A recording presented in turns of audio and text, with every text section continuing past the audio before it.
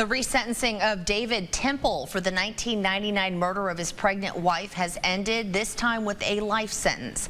The case has been ongoing for the former SFA football player who was accused of the murder of his wife and their unborn daughter back in 1999. The first trial was held in 2007. The guilty verdict was then upheld in 2019 after the previous sentencing was overturned due to a technicality. But the 2019 case ended in a mistrial as jurors could not agree on a sentence.